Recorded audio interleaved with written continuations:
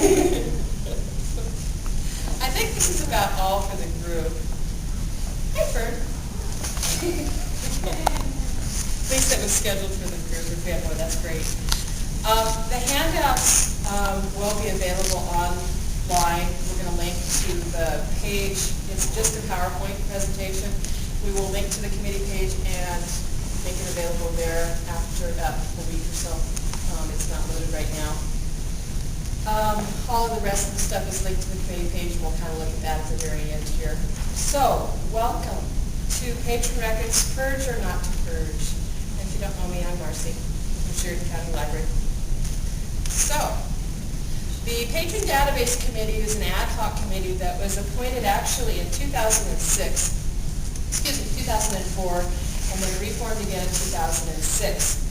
And this is our charge. Our charge was to actually look at the wild card policy and to identify issues or processes that affect the WYLD network as a whole. Should there be guidelines for purging? Patron loads, what are they? Who wants to do them? Can we even do them? Universal cards. Universal cards and patron loads kind of go hand in hand. Authentication, how that affects the patron cards, patron photos, other issues like problems during migration, recommended procedures and guidelines for managing the patron records, and to identify if there were any barriers for statewide borrowing and see if we could eliminate any of those barriers. Like I say, we were formed in 2004 and then reformed in 2006. Anne-Marie, are you here? Hi, Anne-Marie. Anne-Marie Ross from Carbon County is on our committee, as were Peg Parkinson, Richard Ward, Kashana White, Desiree, and Mark were liaisons from the WYLD office, and me. As of the end of meeting tomorrow, we are disbanded. We've reached our charge. We did only meet by conference call. We actually had no face-to-face meetings. The whole process started with a survey. And the survey, I'm going to walk in front of it real quick here. The survey was sent out to directors, and the directors, some of the directors responded or had their circulation people responded. And if you didn't see the survey, it was online on the patron committee page, the last I saw. Basically it was, would you be willing to purge? How many years would you be willing to purge if we asked? Would you consider purging bills besides patron records? Do you require library cards to check out? What information do you update from other patrons' records? Do you overlay? Let's see what else. Fine limits. That was just basically informational. We did not do anything with fine limits. That was just kind of like to see where the range kind of ran. The range isn't on the range. Nothing exciting, nothing different. And we got really good responses off of that. So from that, we made the recommendations based on that. The other thing that we used when we made the recommendations were the county retention list that I had, Kathy had given me a long time ago, about how long you're basically supposed to keep information.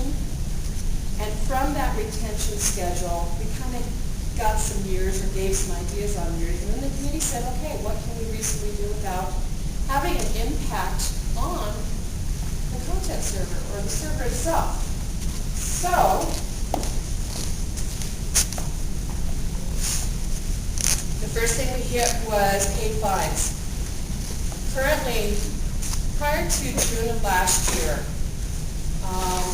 all paid fines were kept in the database, back to the beginning of time when the dinosaur walked the earth. That actually took up quite a bit of space. So our recommendation was 3 years. That was one of the recommendations that came from the survey, and 3 years it is. That paid fine purging actually is now part of WYLD maintenance. It happens every year now. So the only thing that you see in paid fines are the 3 years there. Our recommendation on inactive patrons is 7 years, and unpaid fines is 10 years. Now, we haven't, Diane. How are inactive patrons defined? you go to do your purging, if you do, you can decide, is it expired patrons that you use or inactive patrons? There are two places in that patron record that you can use by. Maybe you have patrons that use the databases or go online but actually don't check out as much. Maybe they download only all their books, things like that. You might want to look at your inactive. Currently, we at Sheridan County look at our inactive as opposed to expired. And that's because the expired basically is just for a year, is what ours is set up. And I think everybody's is set up that way, and that's not a quote for sure. Okay?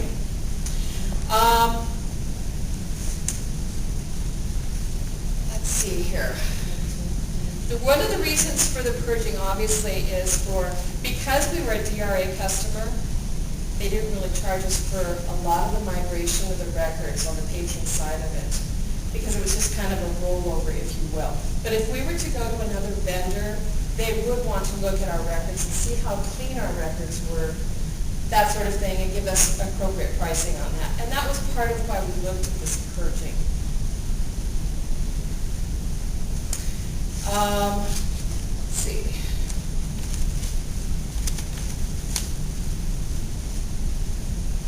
Oh, the unpaid fines and the bills. That was just a clarification that the 10 years. Now, libraries can use less amounts if they choose. We decided to kind of pick a maximum level and say, okay, this is kind of the ultimate end. You need to do something at this point. There is no current punishment for it. So,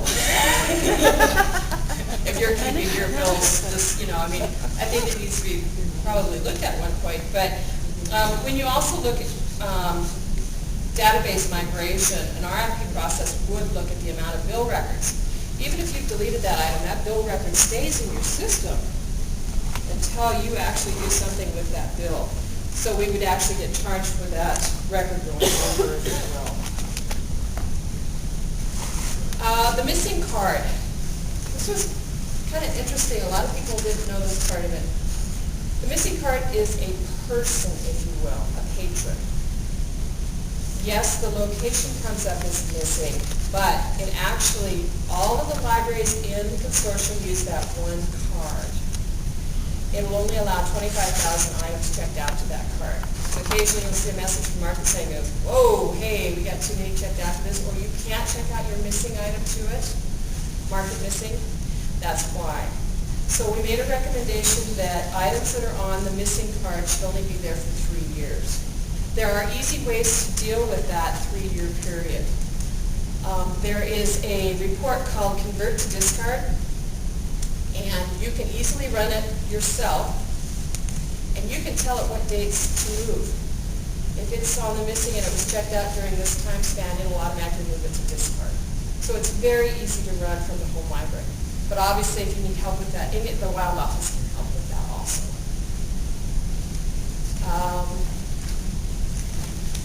The other part that we recommended, we're getting rid of a couple fine types. CBT overdues were created strictly for the overdue fines from the previous online system. There was no other reason to keep that currently. So we're recommending libraries who use that to either move their fines to a different fine type or to either get rid of them at that point, to look at those items. Convert FN was created strictly for the same thing, but there is no item attached to it. It's just a fine that hangs out there willy-nilly. So our recommendation was just to clean up that part of it. That was all that part of it was. There's very few libraries that were in this realm. I do not know currently if we've contacted those libraries yet or not. I'm guessing that the more people get through this and start looking at some of this information, they'll either ask how to find it in Director Station, because it's very easy to find, or ask the WYLD office to help to see if they're within that realm. Okay? Any questions so far? Burning questions? Okay. We did make some changes to the wildcard policy. Section number 8, we just changed the word lending to charging.